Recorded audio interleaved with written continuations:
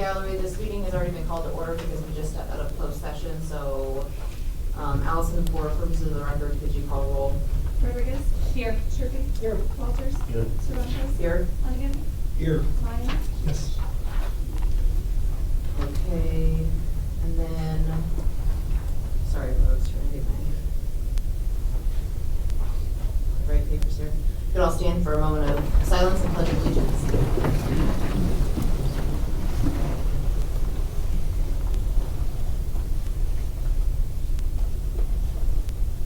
Pledge allegiance to the flag of the United States of America and to the republic for which it stands, one nation, under God, indivisible, with liberty and justice for all.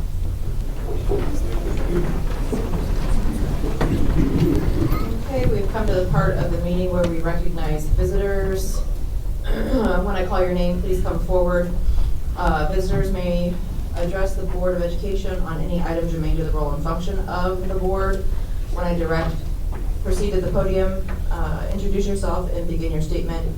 We ask that individuals refrain from making any personal statements regarding any specific individual, and I reserve the right to limit presentations to 5 minutes. At this point, we have one public comment. Jen Jacobs.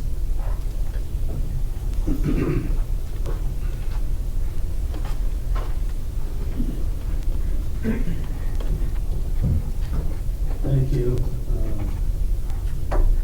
I have lived in this community for 70 years. I went to school here, and I taught school here. When they opened up this building, Gale, Steele, King, and Nielsen, I walked through the doors of Nielsen in August of 1969 with very long hair and bell-bottom trousers. And I was there for 35 years teaching fifth graders. It was like going to play every day to me. Now, I love that school, but I also understand that you have to close schools. And I understand that Nielsen is a logical one to close because of its location and the traffic flow. I apprised Superintendent Asplin several months ago that I supported that decision. Having kissed that baby, I think that I need to say something about certain aspects of that campus or playground that you need to be mindful of. There are a number of memorial stones there. They are not gravestones, obviously. They are memorial stones. Nick Young and I were talking tonight about the horrible incident in, I believe, 1987, when Tony Perez and Michael Collins were tragically killed on the W.C. Jackson Bridge. I would like to know what, or have some idea, or at least have you, encourage you to give some idea of what you're going to do with that ground and that building.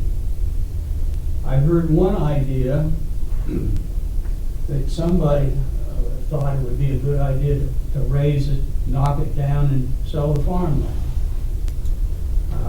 I think that's a horrible idea.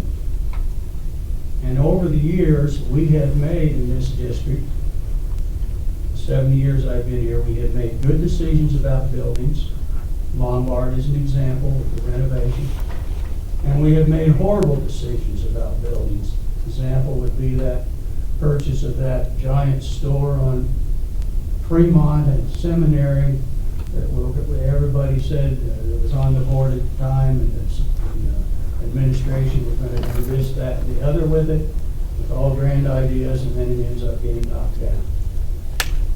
Now, I, being a fifth grade teacher, I'm not short on ideas. One idea that I have for Nielsen is the logical one, that you abbreviate the perimeter, bring it in around the building, and then you could sell some of that farmland back. And then use that school for GHS North. Now that's one idea. Another idea is that you could try to find a buyer, which another logical thing like they did with the Allen Park School, and which I think worked out very well. Somebody who's going to do right by the building, do right by those things that are currently on that land that are meaningful to those of us who taught there and went there. Or another thing, find somebody who would want to turn it into some apartments for senior citizens. My wife and I will sell 912 Arnold Street and move in. But don't tear it down. Go to every length possible to do something constructive with that building. Please. I feel that that is the prudent thing to do, and I think it's the respectful thing to do. We also have a memorial for Sarah McLean, who was a great help there to our school, to Nancy Lewis, who was killed in a tragic accident in 1994. And we have a tree planted there in memory of these folks. And there's another memorial, and I apologize to the family. I don't know the name of the child. It happened after I was there, and passed away. I think it was the little boy who was mauled by the dog. Let's don't forget these people, and let's do something constructive with the building. That's all I have to say today. Thank you, Jim. Okay, moving into our next agenda, presentations to the board. First up, we'll hear from the student council representative. Hello, my name is Emma Hawkinson, and I'm the student council president at Galesburg High School. I'm filling in for our corresponding secretary, Jacar Kelly. She had another obligation this evening. The student council is picking up speed after a restful break, but the next thing on our agenda is the 24th of January. We'll be hosting a blood drive in the Galesburg High School library from 1 to 7 p.m. This is open to the public, so we encourage community members to come in and donate blood, as well as students and staff at Galesburg High School. We will be cutting off sign-offs at 6 o'clock p.m. though. After that, the next thing is Swirl. The dance will be held on February 15th, and our theme is Emerald City, like Wizard of Oz. The assembly will be on the 11th of February, that Tuesday, because there's not a game Friday and it's a half day, so we've made that decision to move it up to Tuesday. And that will be starting 1 hour before the school's dismissal, approximately 1:40 p.m. And then that game will be 7 o'clock on Tuesday night, February 11th. Thank you. Any questions for student council? Thank you very much. Next up, we have Ms. Springer talking about recognition of our national board certified teachers.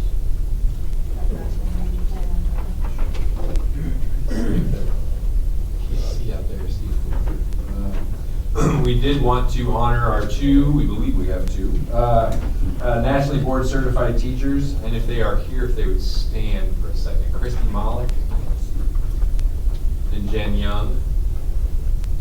Okay, well, if they're not here and you need to understand, we will be giving them a certificate and honoring them and taking their picture when we do see them again. But the National Board Certification is a very rigorous process that teachers go through. It's an elective process. You don't have to do it. And it's hundreds of hours of self-reflection, visiting other teachers' classrooms, of written work, self-assessing your own work, taping yourself, doing all the things that are very challenging, and there's certainly good reasons why lots of teachers don't do it, because it does take so much time, and it is so rigorous, but we did want to honor them. So we will be hopefully getting them to a meeting at some point to take their picture and get them here, but we did get notification that they are still and remain holding on to their national board certification, so we wanted to congratulate them. All right, next up, we have recognition of our Illinois State Scholars. Mr. Houston.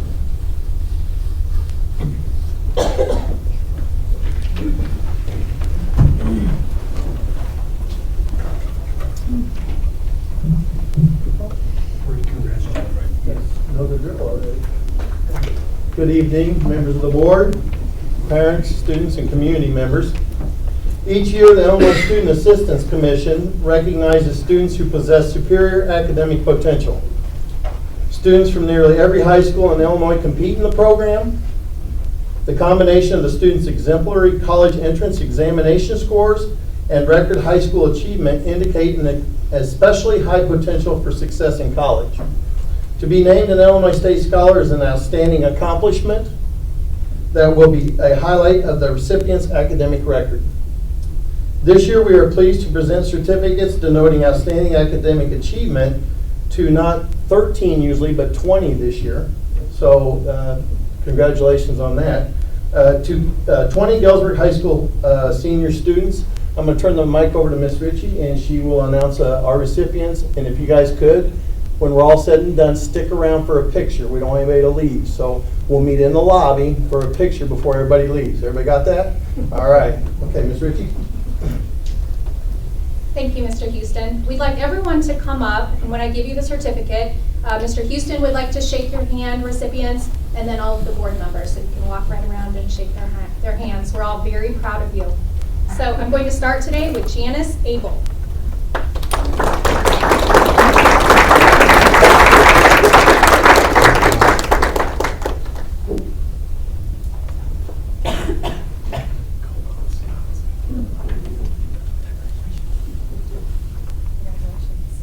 Haley Benowitz.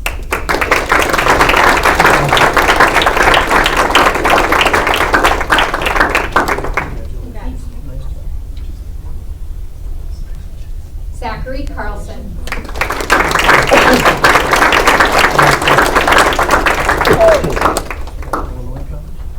Congrats. Abigail Cermak.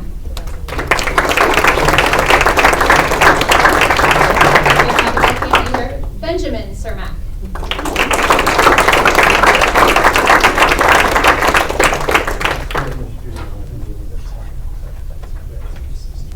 I don't see Natalia Chima. Did she come in? No. Will Cipher also could not be here this evening. Nick Dicko. See Nick. I know Emma Hawkinson's here.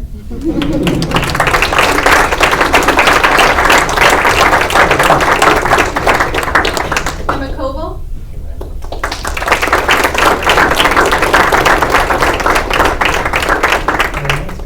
Congratulations, job well done. Is Minuet Long here? Nora Leahy.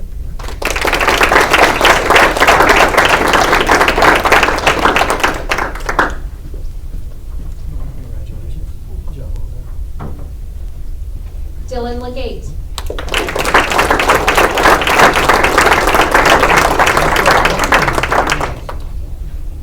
Kelton Locke. Ada Mel.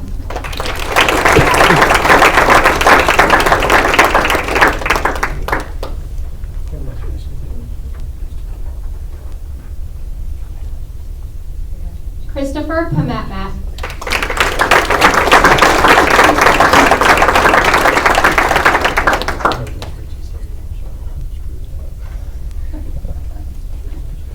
I'm practicing for graduation.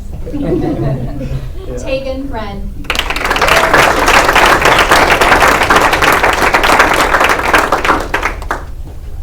Congratulations.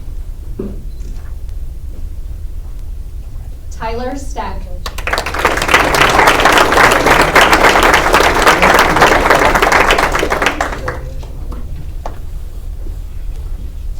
David Bainerman.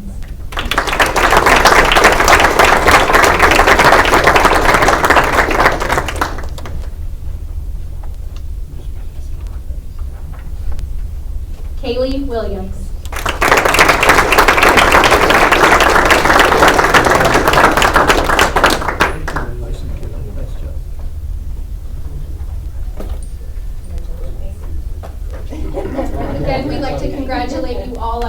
achievements. We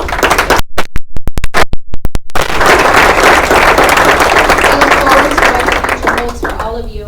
We'd like to take a picture of everyone. Mrs. Pickrell will do so right outside here in the foyer if you could wait a moment before leaving. Thank you. Before you leave, what does it take to be selected as a scholar? So the criteria is a certain threshold of score on the SAT. So it uses assessment data from past years to determine future success in college. Thank you.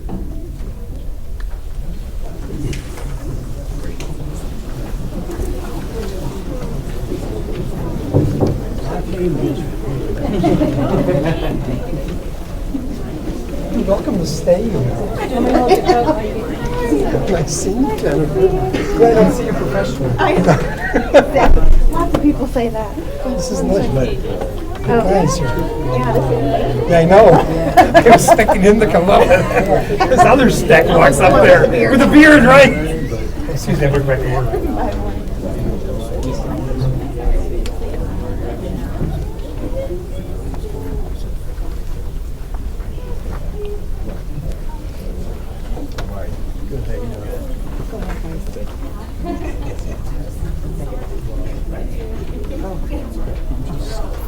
All right.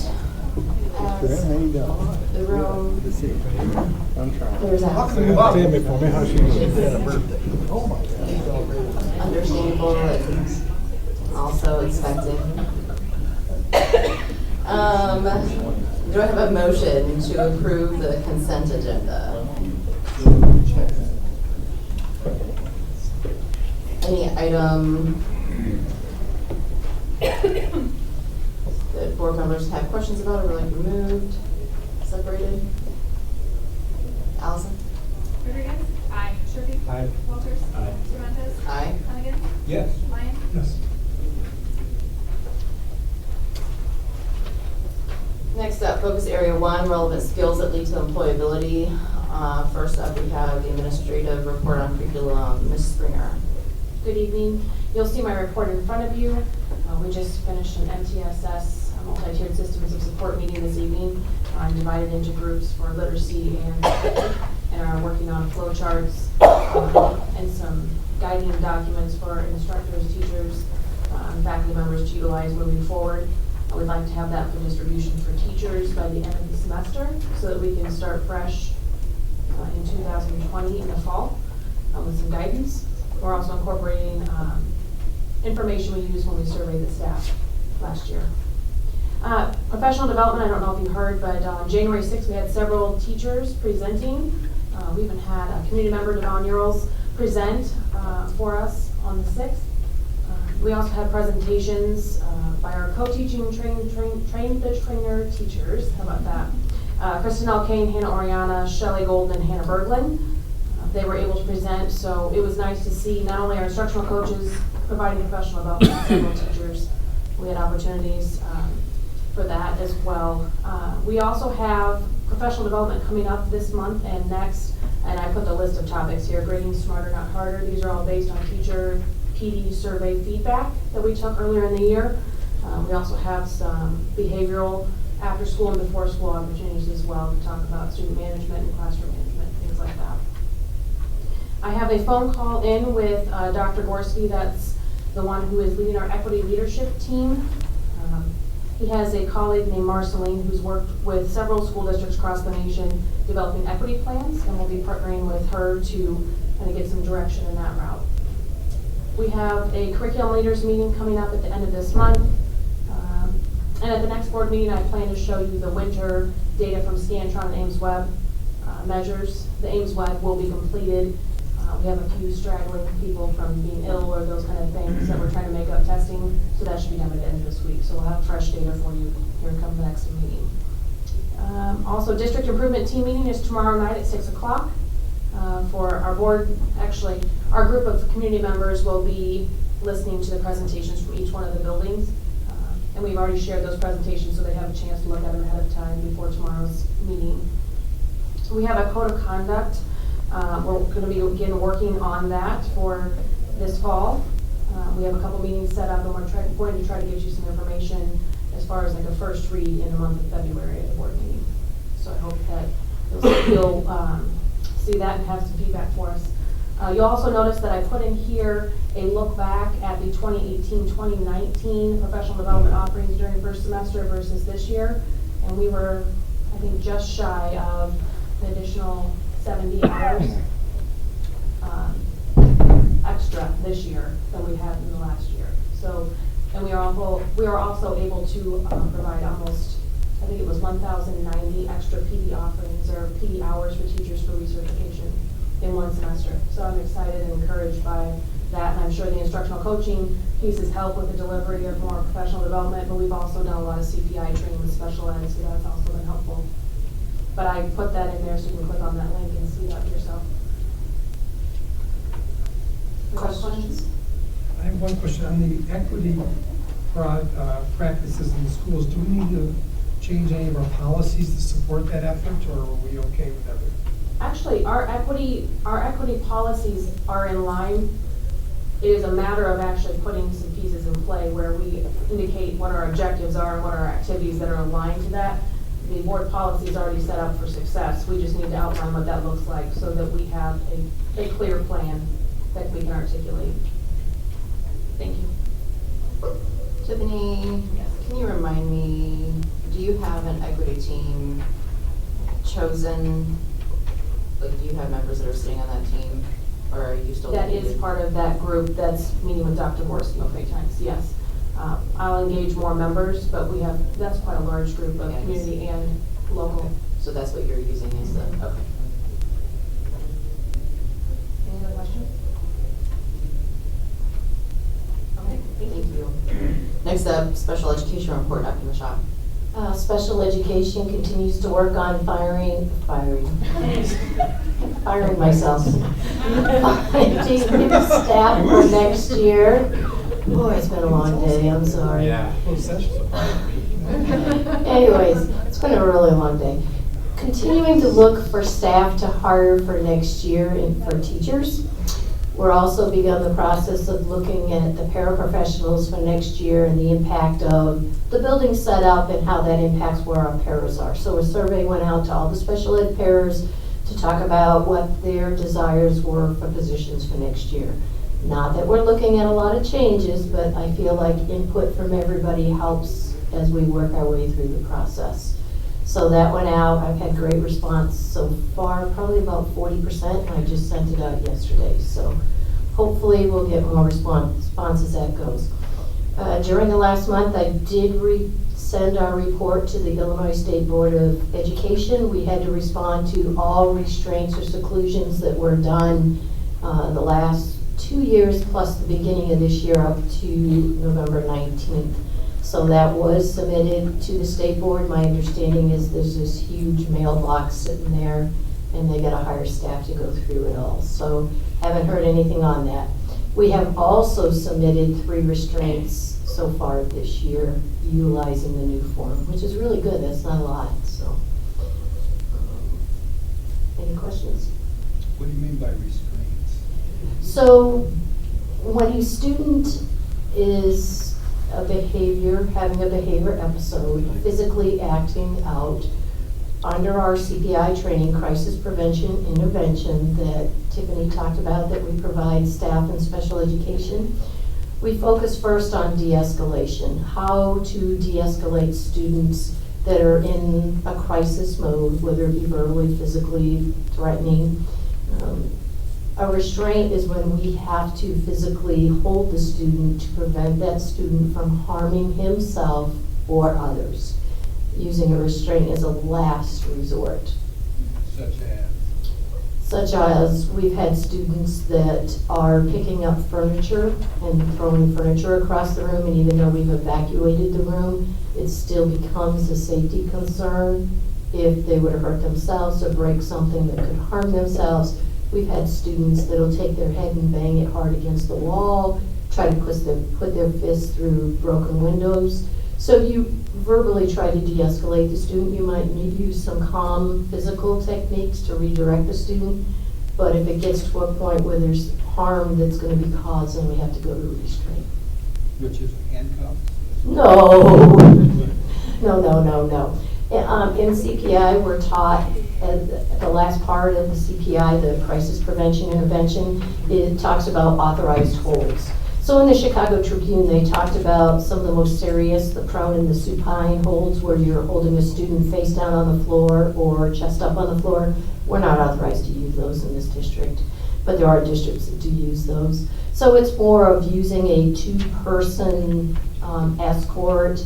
It might be just a soft hold to keep them from harming themselves, but we're all trained on what we can and cannot use. But considering some of the intensity of the emotional behavioral programs we have, 3 is really good. So it shows we're using our techniques to try to de-escalate the students. Thank you. Next up, building reports. Can we pull up the? Oh, sorry, that's a building. Yeah. Yeah, that's building. That's coming up. Yeah, sorry. These are building reports from the school administrators, so updates. So you'll notice in this packet, we have discipline numbers for the quarter. Okay, so I'm still not clear what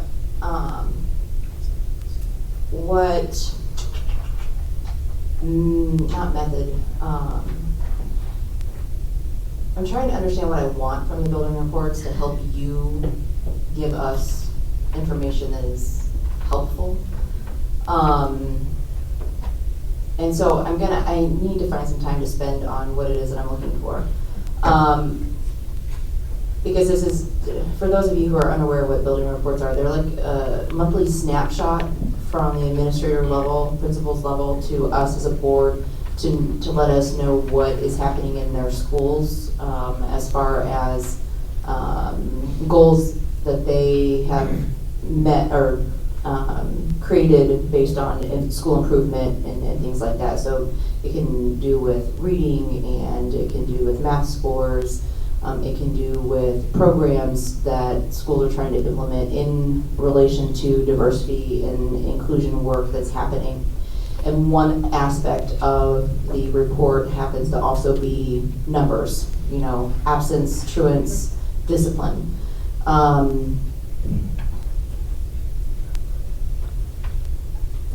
There's a lot of discipline information here. And for me, I don't know if I need all of this. I need us to know, what I'm looking for, point blank, laid on the table is, what are your demographics in your schools? Who identifies how, gender-wise? Who identifies how, race, ethnicity-wise? And how is discipline being meted out? Who's getting referrals? Because if your school is, say, 69% white and 13% black identifying and 13% mixed race identifying, and I have 69% of your referrals for discipline are being mixed race or black student, we need to understand what's behind that, right? So that's right, and it's on there, but there's a whole slew of other stuff on there, and I'm trying to understand what we're using that data for. Is that to help us understand that there's a particular time of day that is more? So I'll interject on that. Part of that is absolutely that. It's time of day, it's what kind of infraction are we seeing. I mean, on the whole, do we have disruptions? What does disruption look like? It also looks like if it's all happening around 4th block or even during the middle of the day, that might indicate to me as a building principal supervision during lunch times or the freedom to move and things like that in older buildings. But we also put in that demographic data as requested. But I think it's also important to note the month of the year. I mean, you get into October where we haven't had many breaks for a while, and then you'll notice some of those behaviors. So the principals in the buildings will also put in some boosters or behavior incentive programs at that time, because we recognize October is a difficult month, along with December, because we're getting close to a break. Different things like that principals and assistant principals are always looking at to kind of modify behavior or be proactive towards behaviors. So if you only want a few things, I mean, you're more than welcome to identify those for me as a board, and then I can communicate to principals. Right, and I think that's where we're still at, because I mean, we received some of the information. I think from my perspective, I kind of want that part. What are we doing with it? If you looked at the data, are you seeing something that is putting up a flag to you as a building that says this is an area that we need to look into, that we need to do some work on, that we need to improve, that we need to do some PD, something along those lines, right? That you're using that data in an effort to address what we all know is implicit bias or things like that, right? This idea that,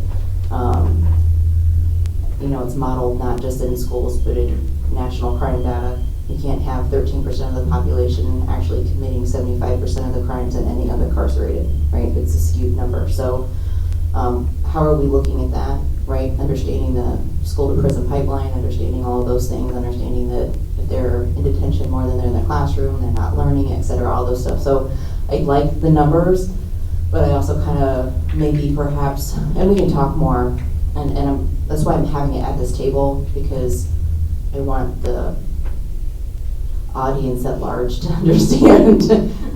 Right now, if you're watching on the video, I'm looking at a gallery that is actually primarily the people who wrote the report. So, so just, it's not that anybody's doing anything wrong. I'm still kind of, from my perspective, tweaking what it is that I'm kind of looking for and trying to ascertain from the data that you're gathering. So I appreciated it. I'm just kind of trying to wrap my head around. Well, I think it was nice when they put when the things happened. In the elementary, it was broken into 5 periods. At the secondary, was based on the period of the day. I found that very informative. The piece that I'm concerned about questioning is they have a nice colored chart of infractions. I wouldn't mind a definition of what that means. And I guess I have to wonder if there's cross-school liability among how they're coding. I don't know. Right, and I think that also, I think we are also seeing some of that within what we call absent and what's true, or what's absent and what's not considered absent. So I think there'll be ongoing conversations about how we define different things. So, but we can't define them until we know like what people are looking at, and having that conversation and sitting down and saying, well, what do you mean this was I can't pull in the fracture off the top of my head. Unacceptable language. That's one, right? What's unacceptable? What I might think is unacceptable. So, well, as the time goes on, we'll start to flesh it out a little bit. Thank you. This looks like an awful lot of data. Is this stuff that's automatically generated through our attendance at Skyward, or are we asking our principals to do a lot of extra work? There's definitely some extra work in there because of you have to take the data from Skyward and put it into this format. So there is more labor involved than just print. Yes. Because like I said, just going through reading, I was like, wow, this is a lot of data.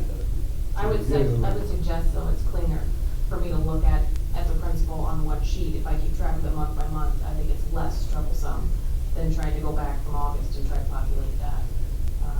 This is actually the format I use at Cyrus. And so, rather than reinventing the wheel, we just duplicated the effort.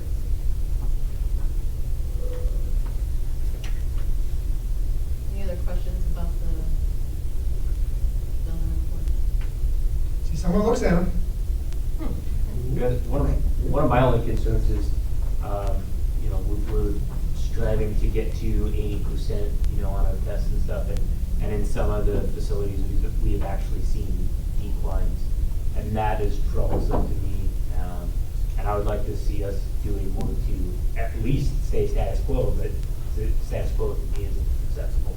We need to continue moving forward and try and hit those goals. But on the positive point, I'm glad people feel comfortable enough to share those problems. Because if we don't hear about it, that's a bigger problem. And I think some of the, maybe I was making too many assumptions, but when I saw some of those percentage decreases, I was thinking the end of the term, like close close to the end of the year, you know, where we were at in the school year and whether or not, I don't know, but I think, so it's not, I guess what we're saying is maybe it's not just the numbers, we'd like some explanation behind it, but I hesitate to ask for that because to Rob, you know, Member Sherby's point, it's work. So we'll continue to kind of brainstorm, but yes, your work is not in vain, we're reading them. Just trying to figure out how that's gonna help us, help you, I guess, in the long run, so, okay. Next up, unless there's any more comments about building reports. Next up is truancy discussion, Dr. Asplin. Thank you. So what you have in front of you is really for your digestion for the next month. So this is in prelude to a presentation next month. So I asked Mr. Spring to lead the outreach workers through a time study so we could find out what work they were actually doing in the buildings. Because when the outreach workers those positions were created, it was it's not 100%, but most of the impetus for that was to curb truancy. And over the course of time, those positions have been turned into kind of catch-all positions. So I asked Mr. Spring to meet with the outreach workers, and he did. And they put together a time study, and there's another report coming to you. It's just not here yet for the three of them. So looking at what they're doing, and then next month, I hope, I believe pretty strongly we can get it done. We will have a plan for you to talk about how to free up the outreach workers' time next year to actually try to do the job that was created for them to do. So this is the beginning, and hopefully, so we're showing you the problem, and hopefully next month we'll show you the solution. But Each of these charts is a different person? correct. Yeah, and there were 4, 5, I don't remember anyway. Multiple different days in the month of November that we asked for what they were doing, so that we could get a total kind of picture view over a course of a month what the outreach workers were doing.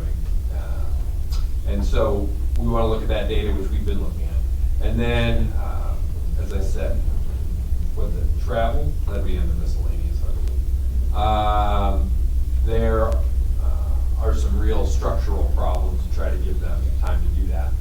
So we're going to try to talk, we're going to come to the plan, we have a plan hopefully, to present to you, to show you how we can give them more time next year to be able to actually address truancy and attendance issues from our students.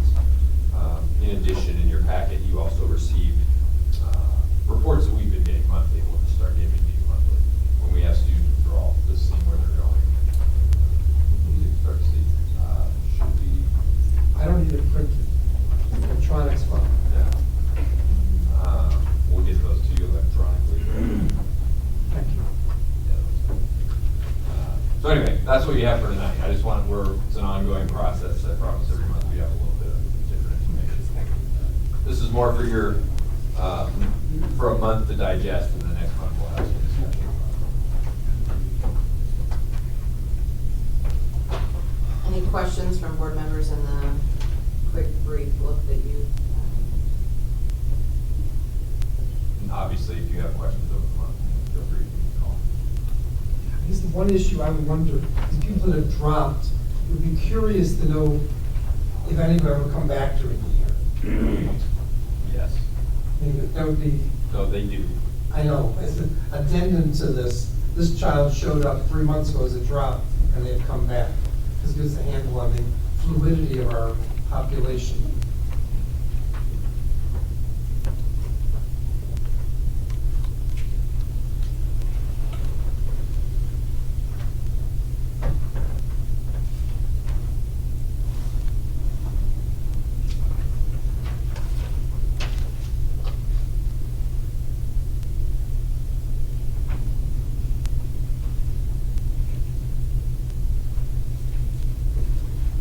It has a blank next to it, which we don't know, Could be old. never have requested records. Or Right.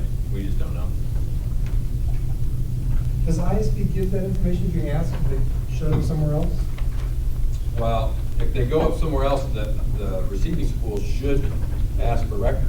Yeah, we should. Okay. As you'll see, there are cases where we just don't know. They call, they don't answer, they're just gone.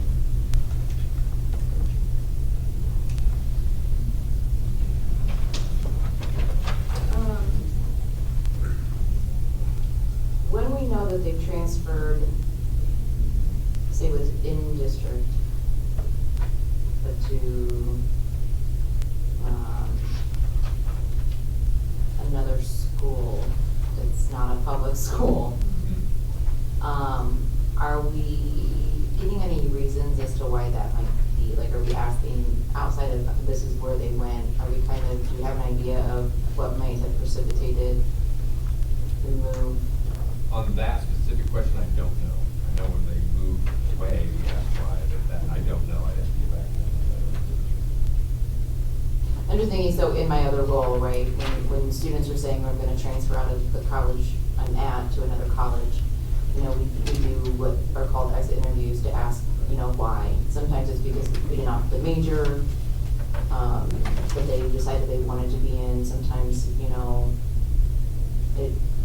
there wasn't a, you know, parents didn't think the value of the education matched the cost of the institution. I'm trying to tread very diplomatically here as I talk about my place of employment. So it's kind of stuff like that. So just kind of curious, right? If there's some kind of dissatisfaction with their experience in District 205, and that's what's, you know, prompting them to leave because it's, you know, within an area. I think it's important for us to know that, because not that it's I mean, public school can't be a customer service necessarily field, but if there's something that we can do better, I think we should know that. And of course, these are things that, I think in theory, or in practice, I mean, are kind of new, us asking these questions, and so, again, not that we're doing anything wrong, just, hey, let's see if we can narrow or dig down a little bit deeper. Good self-assessment of what we're doing. Do the same thing. Okay. Any other questions from board members?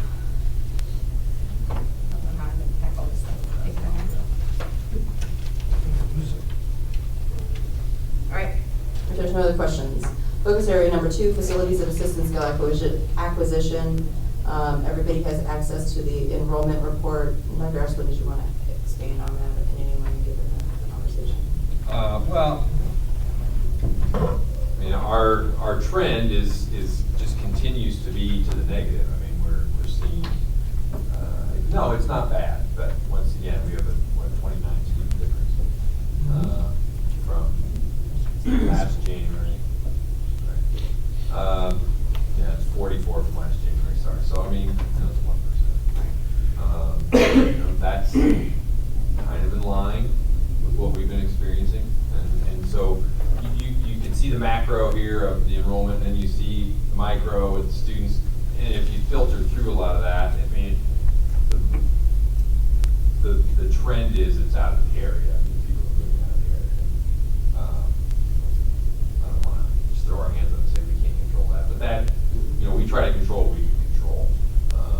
Talk about what's within our locus of control, and obviously that, in your point, President Cervantes, about transferring to privates, that's definitely something we can keep a better track of, because that's within our locus of control. Well, relatively, obviously, it's a parent decision, but this area of the state continues to see population outflow. We just continue to see a gentle decline, unfortunately.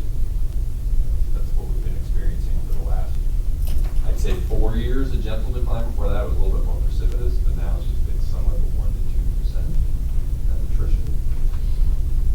And actually, this is, I mean, so yes, retention of our own students is important to understand, but I think another caveat to this conversation that the general public may or may not be aware of is that if you look at high school graduation trends, period,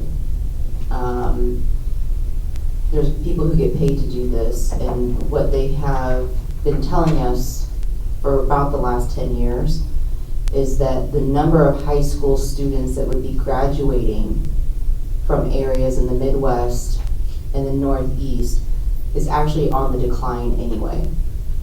And we are going to see that decline continue until 2025, 2030. People are having fewer children, so families are smaller, and they may be moving out of certain areas in the nation to other areas of the nation. So from the college end, we're looking at high school demographics and numbers of students that are attending, number of students that are graduating, because it's affecting enrollment for colleges across the nation as well. So when we talk about decline in numbers of students and et cetera, it's a national trend, and we're going to see fewer high school students anyway coming up in the next few years. And so when we have some locus of control to keep students in our public schools, I think it's important for us to look into that and say, hey, how do we keep you here? And then how do we build relationships with the local colleges around? I'll just put that plug in there. Okay. All right, any other questions about enrollment? All right, next up, Building and Grounds Committee Report. Member Lyons and Walters. Allison, can you find that spot on the, or do you have it bookmarked or something for us, please? As you know, we're doing work on some of the buildings. We have a little update here on that, as well as some of the issues relative to them. Yeah, so Member Lyon and I, Dr. Asplin, Mrs. Hands, Pickerel, and representatives from Russell had the opportunity to walk through the facilities. And Leggett. And Leggett. I knew I was going to forget somebody. We had the opportunity to walk through the facilities on January 6th. That way we weren't getting in the way of students or faculty as best as possible. But pleased with how things are coming along so far. Here we're looking at King, kind of back from the property a little bit, looking into what would be second grade classrooms. Right now everything is packed gravel due to the weather, kind of meeting some of those timelines that we have to get it done. Here we're standing in what should be the kindergarten classrooms. There's a hallway, and then looking at the first grade classrooms, or what will be eventually. And then this is the gymnasium for King. At Lombard, we are in what will be the commons, looking out into that open courtyard, which will allow light in. Students will be able to use that space. And in one of the future pictures, you'll see kind of how deep that'll be. This view is looking at what will be the Learning Center. This again is that open courtyard that students will be able to use, and it will extend to where the edge of that gravel goes to. This will be the double doors coming into from the cafeteria, as well as to the left side of that where the dish return, tray return will be. And then this is that space where everything will be cleaned and processed. Looking at steel, this is going to be classroom space. Obviously, and with all of the pictures that we've shown you, fortunately they are somewhat dated, because if over the last week nothing has happened, I'd be a little bit more concerned. Again, just another view looking at hallway and classroom space, and then where it ties into the existing building. Okay, at Galesburg High School, we're going to start with a picture of the current auditorium. That's one of the topics for discussion here at the board table today. We're looking at, maybe can we see 2 slides beyond this, please? Oh, sorry. Go over to the next. Keep going. Forward. Keep going. Okay. There we have what's probably, except for graduation, about as busy as the billet room gets. Would you agree with that, Jeff? Which group is that that's there right now? That's the entire sophomore class. Okay. All right, why don't you go back to the, we can go back then, please. Okay. One of the discussions on today's agenda is to look at the kitchen bids, and the kitchen as projected for that secondary campus included, takes up the entire current kitchen and the current cafeteria. So it begs the question, where are the students eat? A proposal that's being discussed and that preliminary drawings are becoming available, and we didn't get those from them, did we? No. But regardless, is that the current level, you see where the, okay, you do, okay. Current balcony there would be removed, and a wall would be erected and the floor adjusted so that that would become our eating commons. And it would open up into the current hallway that looks on upon the, what do they call it up there? The court, right, the courtyard. Okay, so that would be a wall there, making the auditorium smaller to a space that approximately fits approximately 900 people, which would be the approximate size of either our 7, 8, 9 group or our 10, 11, 12 group. It would allow students to have a really nice dining space, as well as a commons that can be used for other functions. And then it would open up on the north, directly across the hall into the serving area of the new cafeteria and servery. Do you want Allison to pull up the rendering? Well, why don't we just move, sure, call up the rendering. That's, thank you.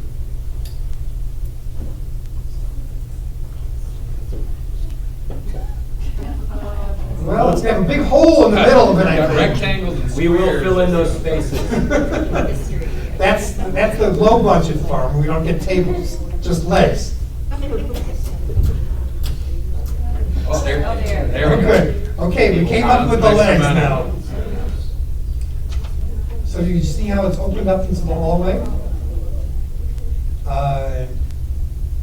It can be. This is upstairs, right? No, this is No, this is downstairs. downstairs. This is downstairs. They have to change the grade. They have to change, dig out, and level off so it matches the current grade. And then the large windows that go, do we have any more the other direction as well? That's the only No, one that's the one we got. that we have. But you Those are see the facing picture, current drop-off. the drawings to the left show the changes. My hope, that there's two pieces that would be very nice by doing this. We would allow us to have an acoustically and aesthetically more pleasant student performance venue.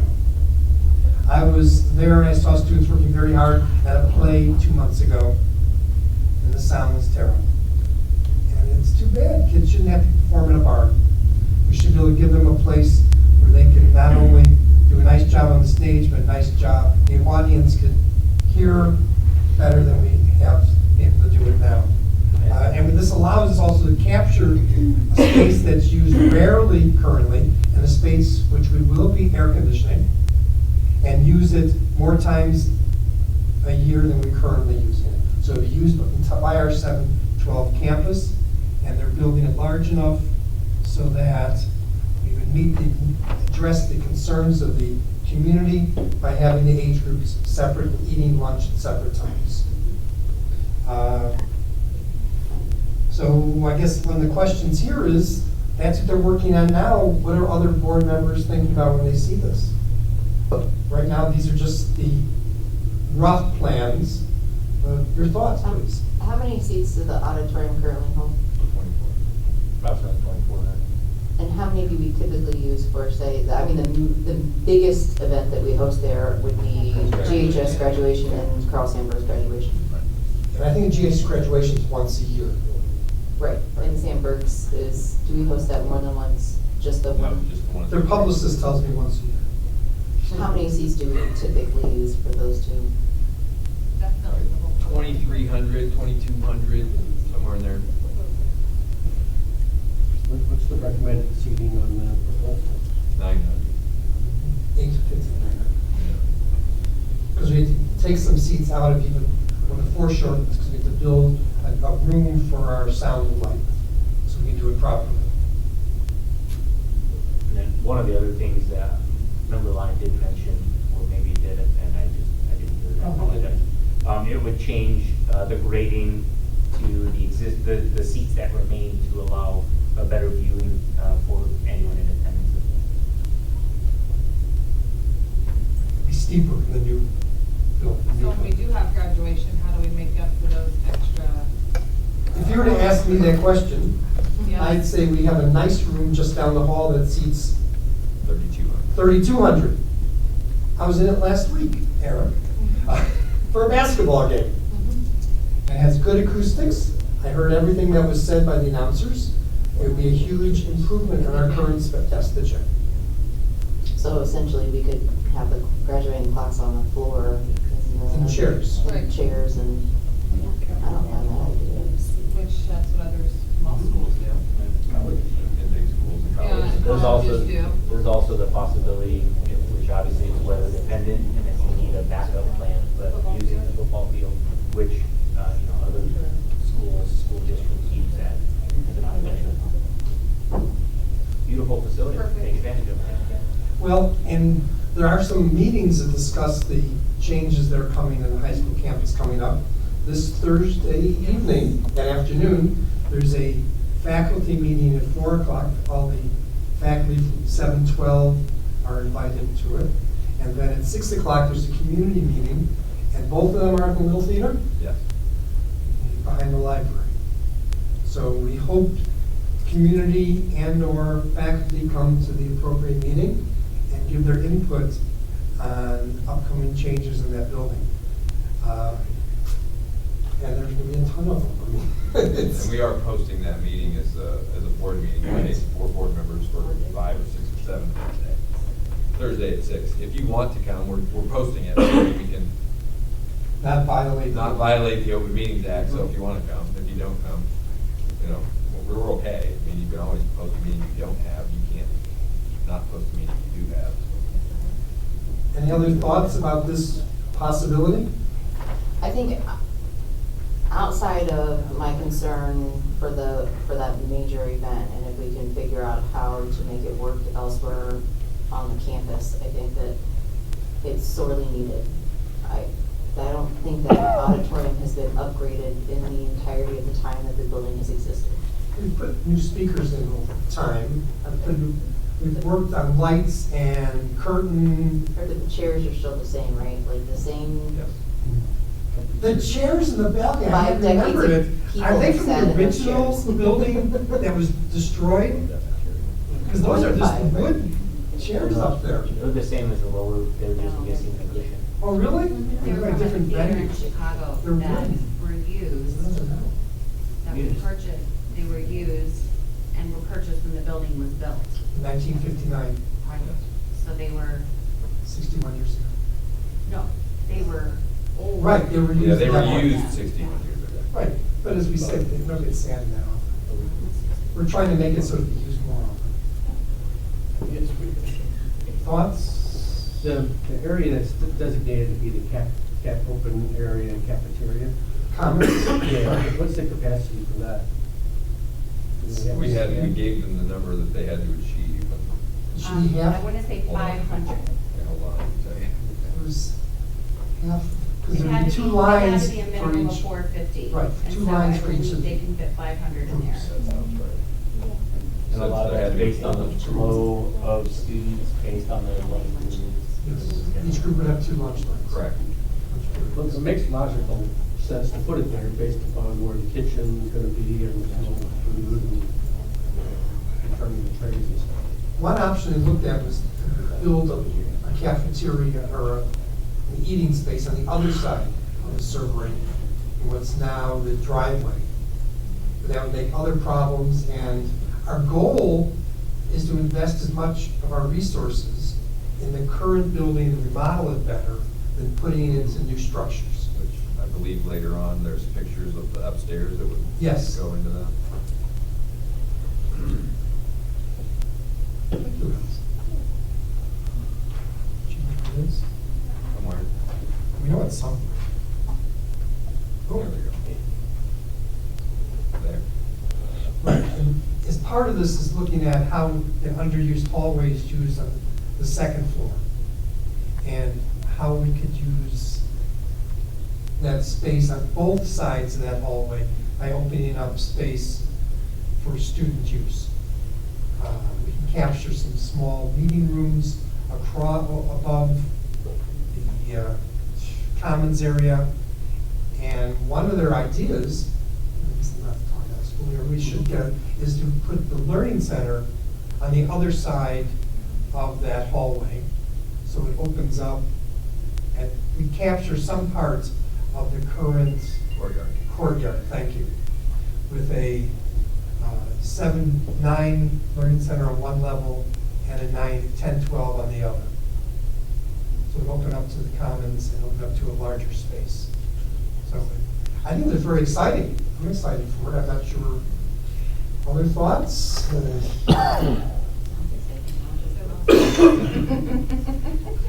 It sounds scary. You know, with that, what we're trying to achieve as best as possible, as well as continuing that separation between 7-9 and 10-12, you know, as we stated all along, that we will do our very best to do.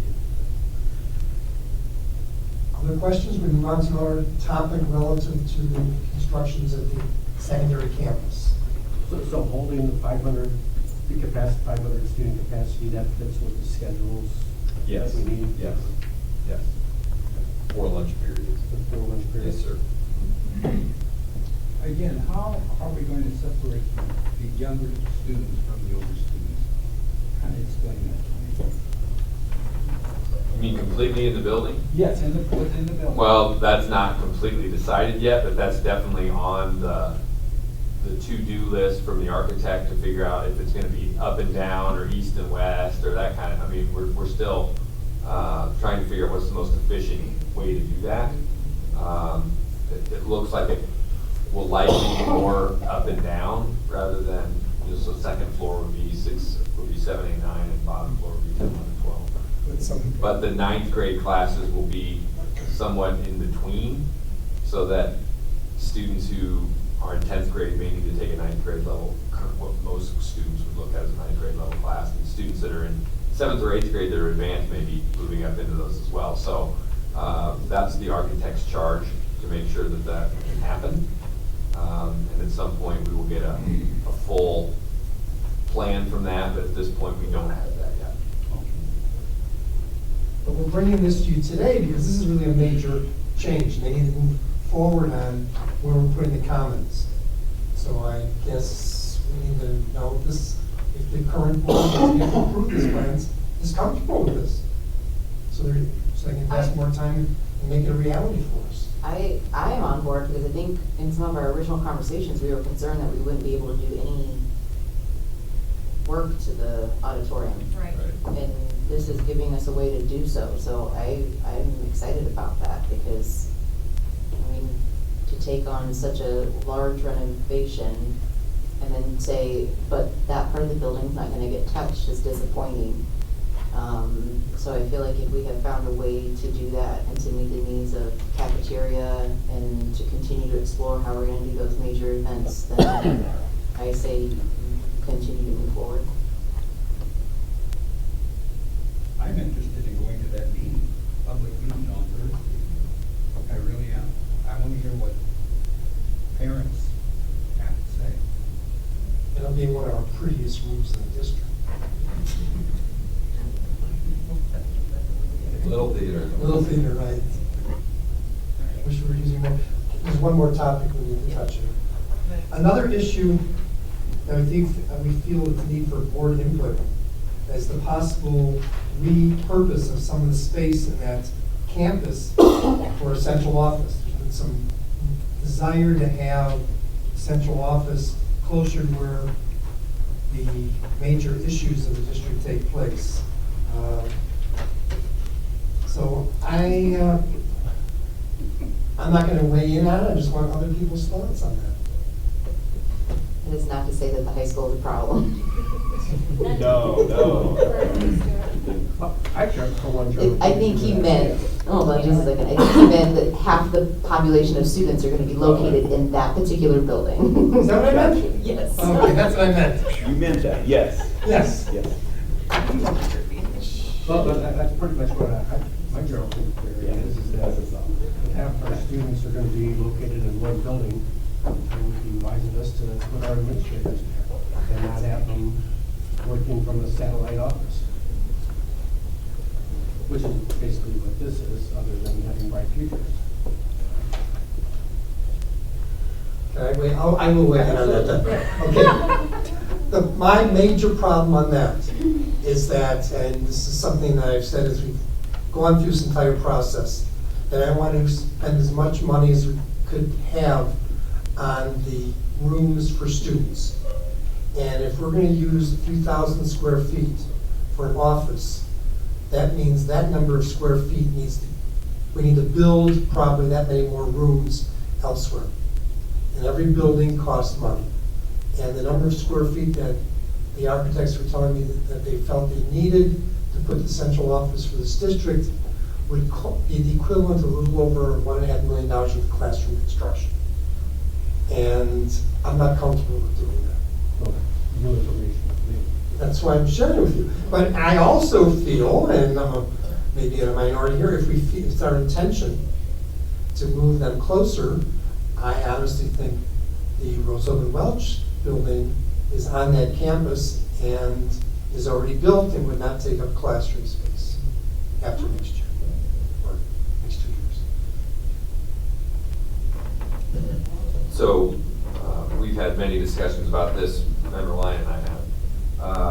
I think it's our job as administrators to give you options and then obviously for you to pick them. So, something to consider and fiscally is we do have an entity that has expressed interest in renting this building, leasing this building from us. Okay, I'm not advocating it, I'm not saying we should do it because of that, but just whatever costs there is some on the other side where we would be able to lease this space long-term for somebody who's going to be around for a very long time. If there was, whether it's at Rose Hope and Welch or it's at the 7 through 12 complex, regardless, we do have somebody who's already expressed interest in this facility. We also have, and with respect to Mr. Jacobs' presentation, we're in discussions with some similar folks about Nielsen as well. So one of the, I'll use the word criticism. One of the criticisms I always had when I would watch with interest what was going on in District 205 when I was not working here was that it felt like a lot of decisions were made in isolation. So what I'm trying to make sure we don't do is to make a decision about one thing without understanding how it impacts another thing. So we are trying to get a comprehensive building plan done here over the course of a few years. So we're just trying to make sure we uncover every stone to see what options are out there, to see what tumblers make another fall somewhere else. So we just asked the architect to put some thought to where would we best fit if it worked out to move us. You know, wherever we are is wherever we are, whatever. You know, that doesn't matter to me. I just want to make sure that we have all the options considered because we do need to be respectful of these facilities. And Member Lyon has said many times, we don't want to have empty buildings lying around. We owe it to the community to make sure that we do our due diligence to make sure that we're using these facilities to the best that we can. So, without spending a lot of money, I still think it's prudent for us to try to consider all of those moves together. You know, what are we going to do with Gale? What are we going to do with Rose Hope and Welch? What are we going to do with Nielsen? What are we going to do with this building if we move? I mean, these are all, you know, we also have the discussion of alternative schools, and we haven't even brought that in yet. Mr. Springs, his committees, and that'll be coming up pretty soon about where are we going to house those folks.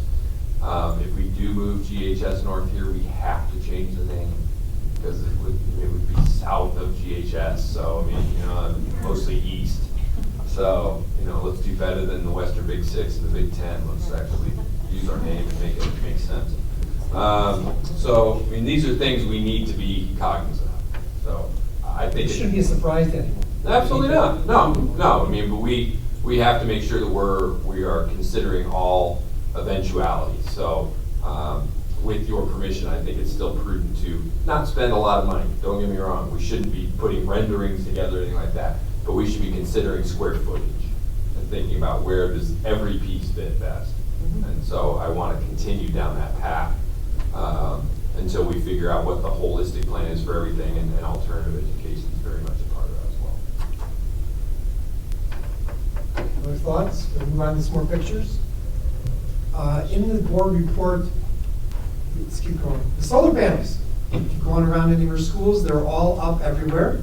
And if I'm not mistaken, the ones at Steele today, they had guys working on the wiring of those, which is good. They're ahead of here. And here you see them, the ones over behind Galesburg High School that go on for miles. Yes. Just keep moving on there. It's pretty exciting, and they're. It is extremely exciting until they're working on Christmas Day at 7 o'clock in the morning. Christmas Eve, 7 o'clock in the morning. They were working. And that is not on our FYI. So I've seen some Facebook posts, and I don't comment on Facebook posts when it comes to board business because it's really an invitation for me to go nowhere really quickly. So for clarification for the community members who have been watching the solar panel project go forward, and there have been some changes made to the biggest field out north of Gale. None of those changes and none of those timeframes are costing the district any money. That is somebody else's budget that is doing that. So I know that some folks had expressed concern that when this field at Gale was initially laid, they did not lay it. They had to change the parameters because it was too far one direction. 29 feet too far north. Correct. That was not on the district's budget.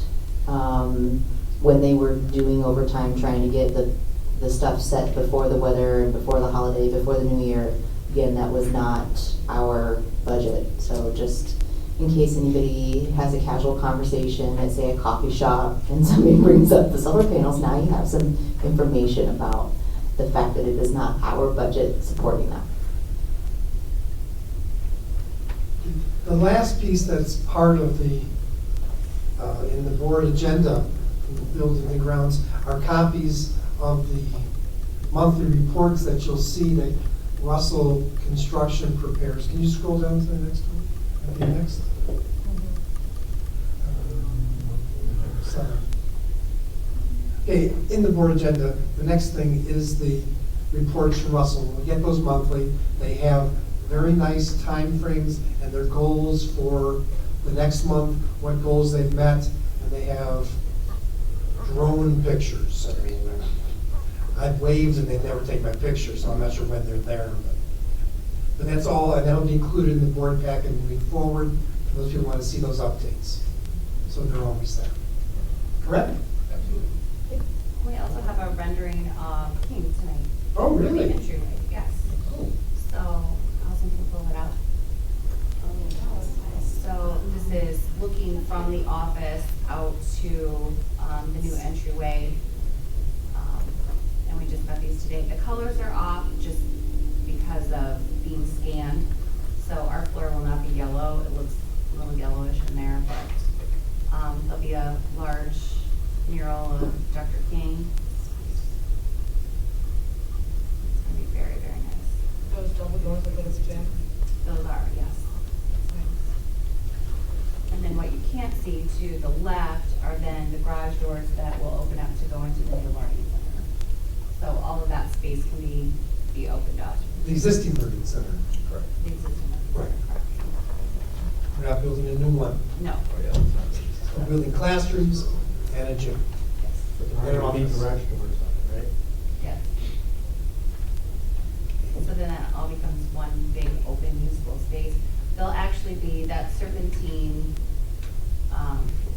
piece of furniture there, that will be there, but there's actually a couple of tables so that interventionists or kids can go out there and work in the entryway there, in that serpentine sitting area. It's gonna be a really beautiful area, we want it to be utilized as well. And I know we've experienced some challenges in fixing small things and making replacements on like sideless windows and things like that. So we're keeping all of that in mind as we pick the materials for our. We're not doing, custom window shading and things of that nature. Absolutely. Any other questions? I think we're done with our report, right? I believe so. The only thing that so the panels are not live yet. They will be, my understanding is sometime February. Oh, really? But to ease, I guess, if there are any safety concerns for anyone, they will have fencing around them to keep anyone, general public, from being able to access them. They'll also have what's called a pollinator mix underneath them, so it's supposed to attract insects that will pollinate plants and low-lying, maintenance-free greenery underneath that. So it won't be just weeds, things like that. They have their own agronomist that comes around and does specific to the agricultural zone here. And so that's all paid for by the solar company. We're not paying. How much money will the district save by producing some electricity with the solar panel over time? Over time, well, the projection we give is a 15-year projection for roughly $1 million. I will tell you that is low. That's based off of a projection for what power will do. It's a very conservative estimate. We feel that that's a very achievable goal. And then there's some other savings that go along with it that we can't even quantify until the next year. It has to do with what's called a capacity charge. That's based off the highest amount of electricity you use on any given day. You have a factor that's applied to your power bill. Well, this cuts that capacity charge down because you're taking about a third of your power offline. So that's a savings that we don't even quote because there's really no way to project what that is. But that's in addition to those savings. So there'll be significant savings to the district over time.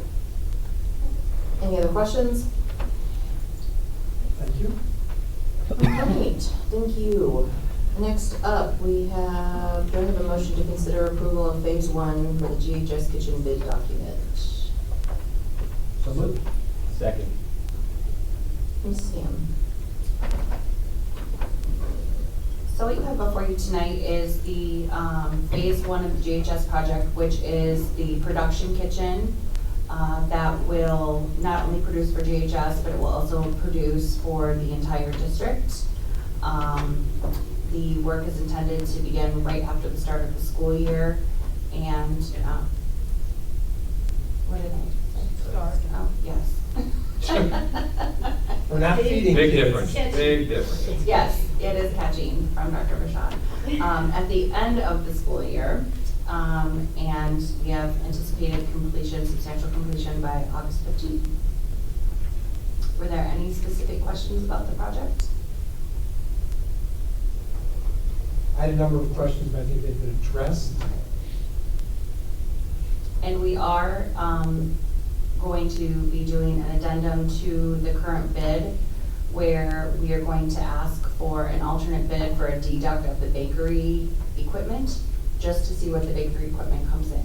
So right now, Matt Davis has done some initial projections on kind of what the bakery would cost us, if we will save any money, if there's any additional expenses. So we want to see how much that comes in at. And so that may be something that we ask for a deduct on and just put the rest of the kitchen in and possibly wait down the road to put in those items. And that would be difficult if we chose to wait. No, the space would be built. Okay. And So- since we're not adding square footage to the building, it's not really a problem. Will we be adding staff? because of this project, or will there be fewer staff in regard to the cafeteria? No, we're actually just going to be reutilizing our staff, so we're in the process of figuring out the staffing patterns, writing new job descriptions, because it's gonna look very, very different than it currently does. And then our next step is actually on January 23rd, where we meet with the SEIU Food Service Union to talk about the impact of those changes. So we think there'll be very, very positive changes for the food service staff. They're going to get the opportunity to cook more items from scratch, which is something that they've wanted to do as we move towards more prepackaged and processed items over the years. This will allow them to cook again and to provide much more better meals and less processed items for our students. And will we be able to meet all of the dietary needs of our students? Right, so we've increased number of students, right, who have different food allergies and different food needs and or dietary preferences. I know my son started a non-meat based diet during high school, and it was really difficult for him to eat a plethora of food in our cafeteria. So will there be the possibility for extended options? Those are all things that Mr. Davis is looking at. All right. We're moving into the 21st century, folks. All right. So if there are no questions, Allison? Sherby? Aye. Walters? Aye. Cervantes? Aye. Elliott? Aye. Lyon? Rodriguez? Aye. All right, next do I have a motion to consider approval of sanitary and water modular classroom bid specifications? So moved. Second. Who moved that first? Walter. Thank you. All right, let me see them. Before you tonight, you have the bid specifications for the water and sanitary lines that need to be installed for the modular classrooms. So this is really the most crucial piece.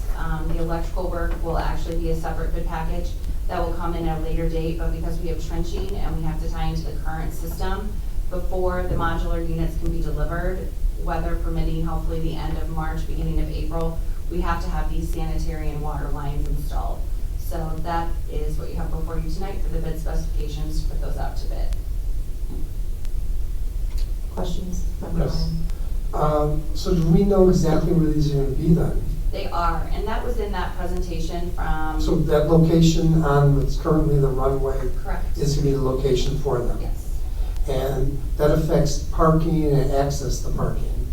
It does. And so as soon as those modular units are delivered, you know, once again, weather depending, the runway will be closed down, and so traffic will have to be diverted. How far will people go? They'll just go as far as that circle then? Well, so actually the entrance to Dayton will be closed off next year. There will be no access through there, but they're going to stage them on the side before they put them together. So we believe there should be no reason we shouldn't be able to keep Dayton open until the end of the school year while they're working from the high school north to put the modular units together. Okay. So they come in pieces. Right, that's what they call them, modular. Correct. Okay. And how many are we? We're 4 modular units with 10 classrooms in each unit. And I actually went to Elkhart, Indiana a week ago Friday. Sounds like vacation to me. It was exciting, let me tell you. I learned a lot about Elkhart, the home of Alka-Seltzer. I learned that. So, and the RV capital of the world. But I went to actually go look at the modular units and was very excited with what I saw. So we've seen pictures, but the bathrooms are much nicer than what we currently have at GHS from our tour. The hallways are nice and wide. We were worried about student movement through the hallways. The classrooms were beautiful for a modular unit. So I was very excited to see our specific units and to see what we're going to be receiving. Do we have any pictures that can be made available? And obviously, it wouldn't be the exact unit we're getting, but She was at the exact units. I was at the exact unit, but they're in pieces. So it would be, like, I know what they're supposed to look like, but they're kind of in, It'd be a little misleading. Yes. If you just saw it in isolation, you might think, well, this classroom isn't big enough at all. Well, it might be not. because there's only half of it. Or do the kids need walls? Yeah. Right, right. So, and a lot of the work that they have to do to those, they have to do once they're on site, like putting in ceiling tiles and things of that nature, because they would be destroyed, you know, on the way here. But, no, I was really excited by what I saw. With the placement of those units, have we considered and looked at flow path of people dropping kids off? Can they come down Dayton, can parents come down Dayton and around the field house? No, they can't. And we actually have a whole plan. We spent October and part of November coming up with a huge traffic flow plan. So here shortly, I know we wanted to get through the first Q&A that we have with the community, and then we will be talking about that plan for the components that we can. There's a huge safety plan that's been developed. Obviously, we can't talk about some of those specifics, but yeah, the high school's done a great job putting all that together. I'm also assuming this is going to impact your professional life profoundly, Mr. Matthews. A little bit. Yeah, well, just a little bit. So when we use Whitecall for practices. It won't be. No, Whitehall will be the cafeteria next year. If you field house. So. Some other district building. Right, so I believe Mr. Matthews is on top of that, Yeah. looking at the plans for all the different. And that's, when we get to that point, I mean, we're just gonna have to come together as far as using Lombard and Churchill and Silas Willard and what's the new gym at King gonna be. And, those are just things that we're just kind of having some discussions, but everybody's gonna have to be on the same page and just work together, because that's the only way we're gonna get through. And now the swim we're team will gonna- still be able to use the pool. Yeah, but- pool, yes. Well, there's a lot of things we'll have discussions about. Some people may have to practice in the morning, sometimes maybe stagger a little bit late. There's a lot, but there's also a lot of unknowns timeline-wise too, so. Well, I'm also, and I don't know because I'm not in all the other buildings, I'm just trying to understand how the other gyms are being used, like, the elementary schools. And, I know because of a different hat that I wear, that Whitehall gets used a lot by like the junior leagues, but perhaps they could start using elementary gyms and things like that. Yeah. And those are things that we're kind of talking about. Are we doing anything with the current location of the wrestling practice room? Is that gonna have to be used for? We don't know entirely for sure yet. Okay. It depends on where the addition goes. We would like to give them something better. So we just kind of have to wait and figure out where the addition, if it kind of tags on to the back of the field, then we will need that space. What about lab rooms? Whether you need Bunsen burners, you need sinks, and where you put test tubes and store things, how are those rooms going to adapt? So we are actually going to be able to leave the 4 labs that are currently in the science hallway. Our new addition from the 90s. Right, the 90s edition. Those are going to remain open during the renovations.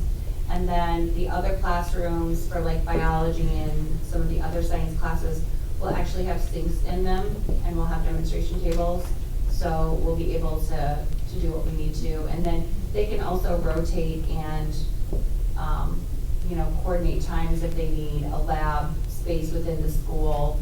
Then a biology teacher could switch with a chemistry teacher for the day, potentially, so. And there is a door that opens right into that hallway, correct? Correct. Yeah. For anybody who hadn't been in the high school in the last 20 years. All right, any other questions about the modular classroom?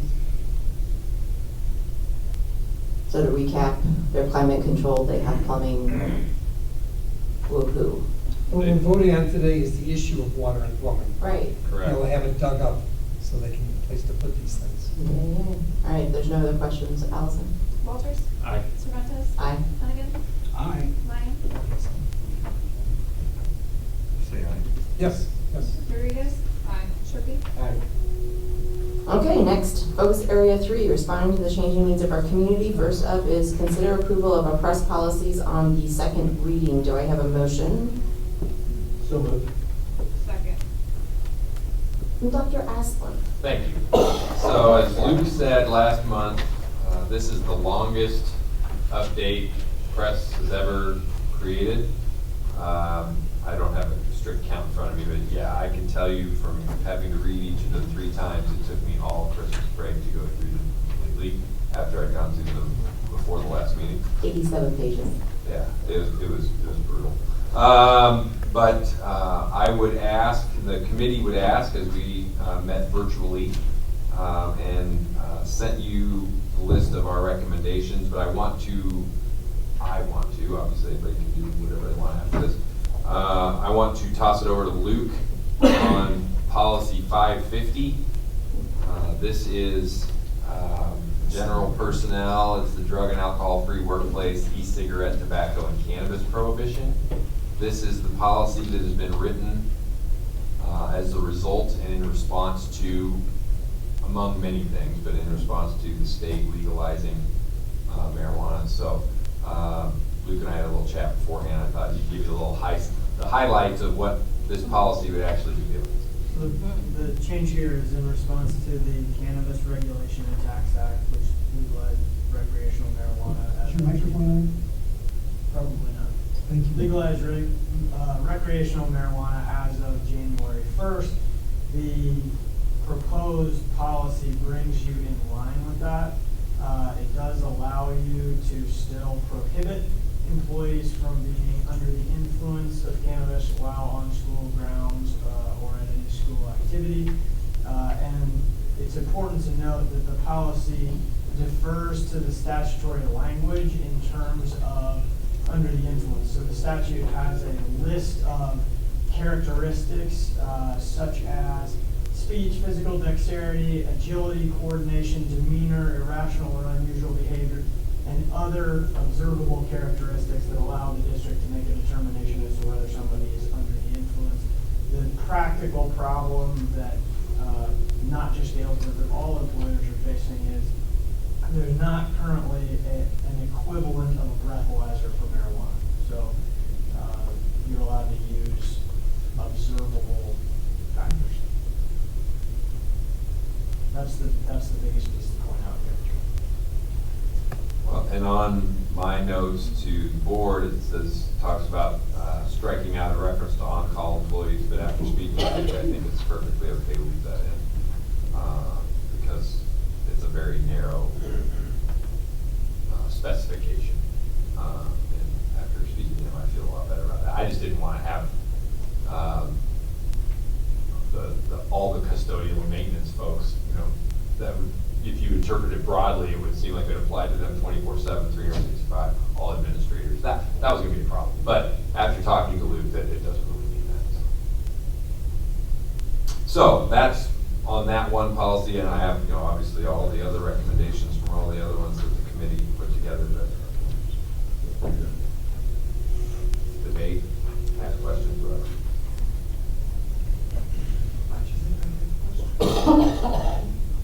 Maybe you don't. I believe the recommendations also account for any changes that we would need to make sure that our policies are not contradicting each other, or at least there were some I noticed. That would be, yes. I mean, after going through all these, they absolutely should do that. If one of them doesn't, I apologize, but we tried to go through every single one and get them right.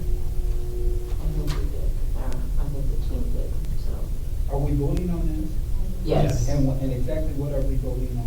All of those proposed. All of those policies that are there, but many of them are just legal updates, but there are some changes to some. And then, there were some others that we had to basically take out theirs and put ours back in because they ignored the ones that were specific to us that didn't reference our collective bargaining agreement and things like that. We'd gone through that process when we did this 2 years ago, and we needed to make sure we kept those in. Just for clarification, we're voting on approving them with the recommended changes from the policy. Correct.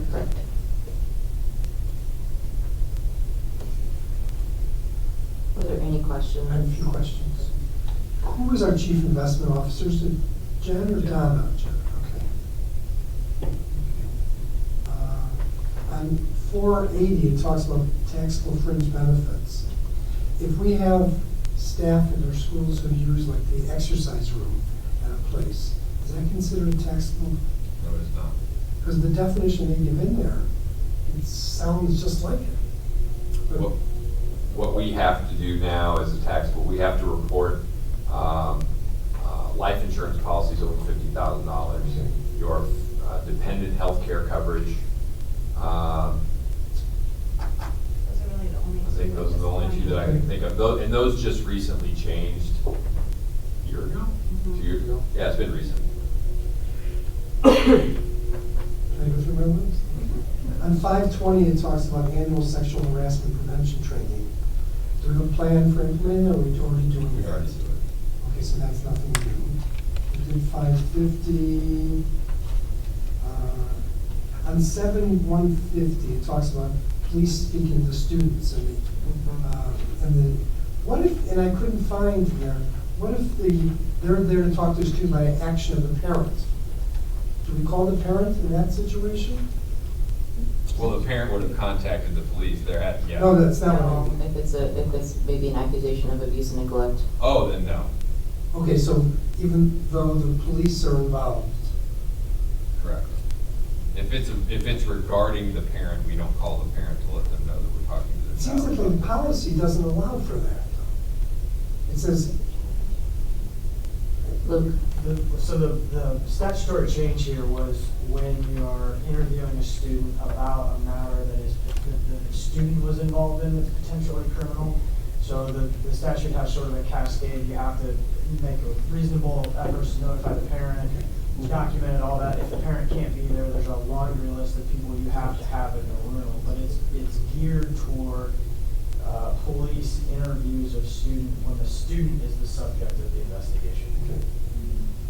and then the last thing I have is policy 620 talks about the school calendar.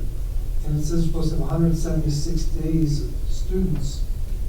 And we have 174 in the calendar we're looking at. Can you explain that to me? We have 176. That it means 174 plus 2 parent-teacher conference reference days. Okay, that's allowed. Yeah. Still. Okay, thank you.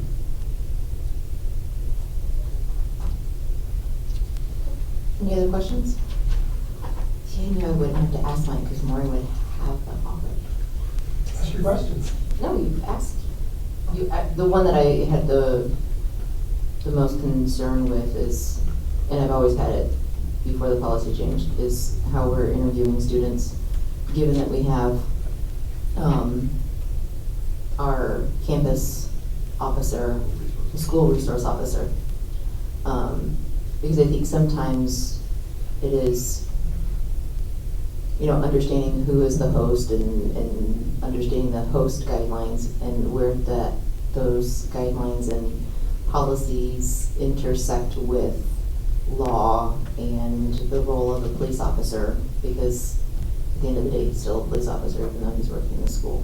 So just making sure that those lines are very clear and drawn and that we're respecting our students' rights. Any other questions? All right.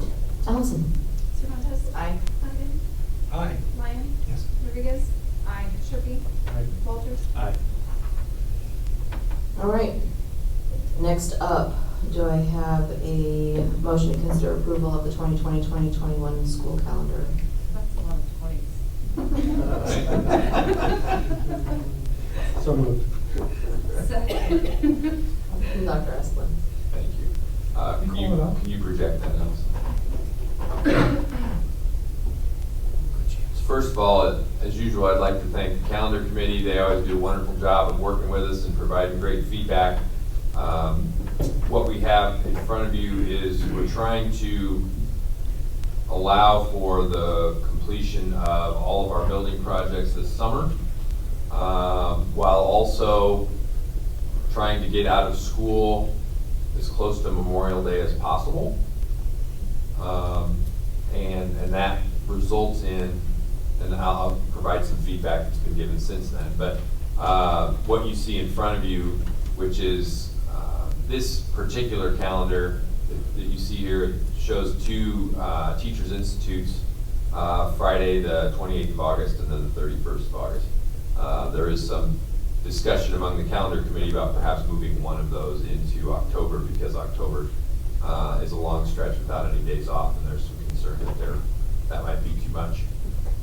So that's part of the delta between this month and next month we may be talking about.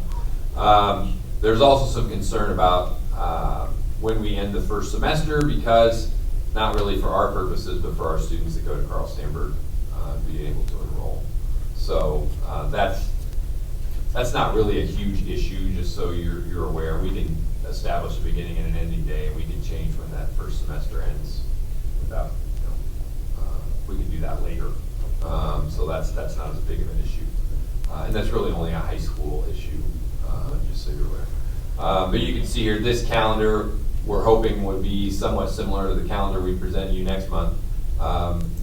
We would be going, basically starting with students September 1st and getting out by, if you scroll down to the bottom. If we didn't have snow days, we'd be getting out right before Memorial Day.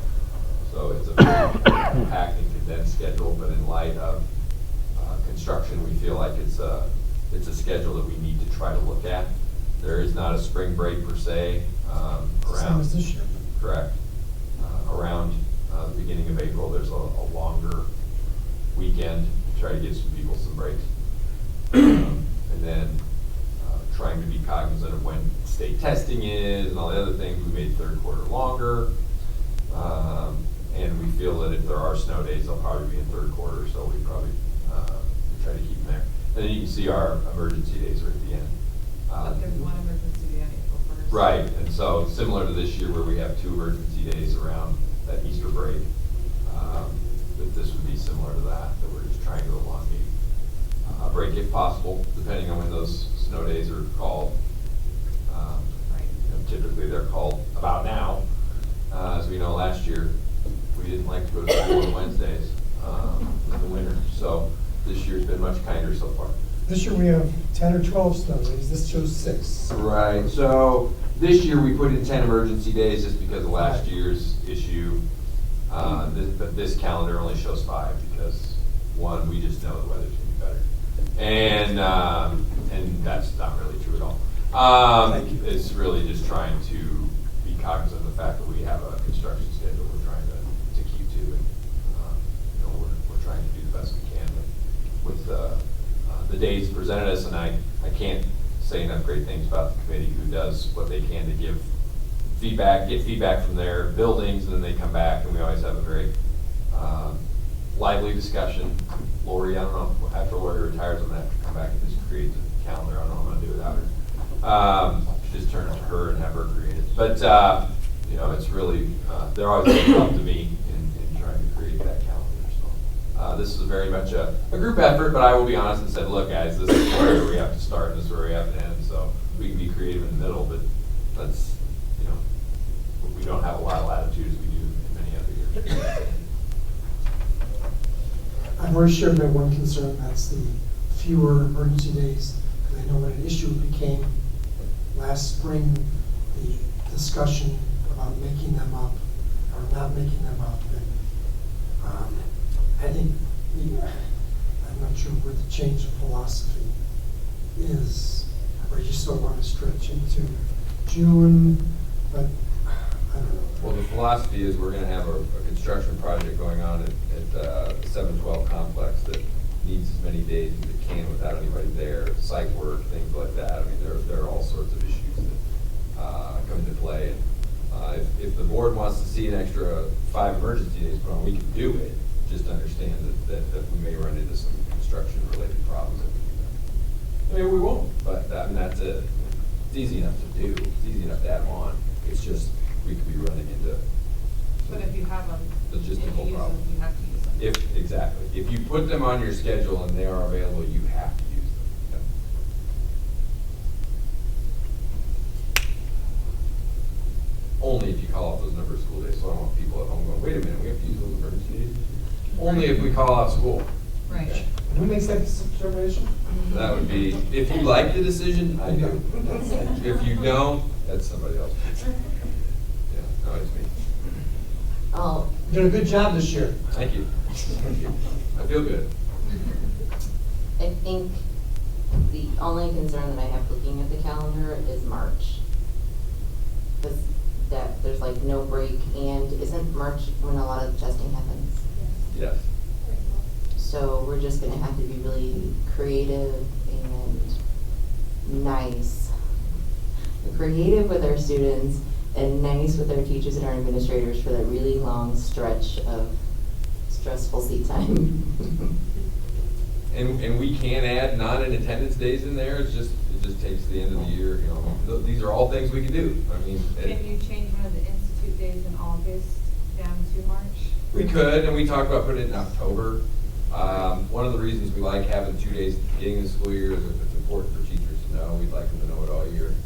So, doing an institute day, I would, quite honest with you, I would rather almost put a not in attendance day in March than put an institute day, because it's kind of insulting to the teachers to say, hey, this is really something you need to know, but I'm not telling you until we're 2/3 of the way done with the year. So, you know, I would rather put in just, hey, we're not going to be in school today. I mean, I'd rather one of those than an institute day at that time. So, if you have specific feedback on the calendar, you know, I'll send an email document. I've been getting feedback even as late as probably 20 minutes before this meeting started from the calendar committee. I'll share that out with all of you, before probably this week. And then if you guys have any feedback for me, I'll obviously share that with the group too. All right, thanks. So this will be on the agenda for next month. I mean, quite honestly, at this point, you can have a voice vote saying aye to finish it if you want to, because we're not really doing anything other than advancing it next month.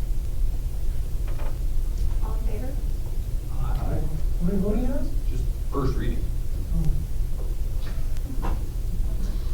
Okay, next on the agenda, consider approval of the personnel report. Do I have a motion? So moved. Second. Any questions about this agenda? Allison? Klein? Oh, yes. Rodriguez? Aye. Sharpie? Aye. Walters? Aye. Surratt? Aye. Hennigan? Aye.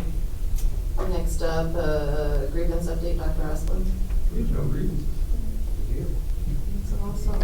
Yeah, we're getting out before 9 o'clock. You won't get a grievance on that either.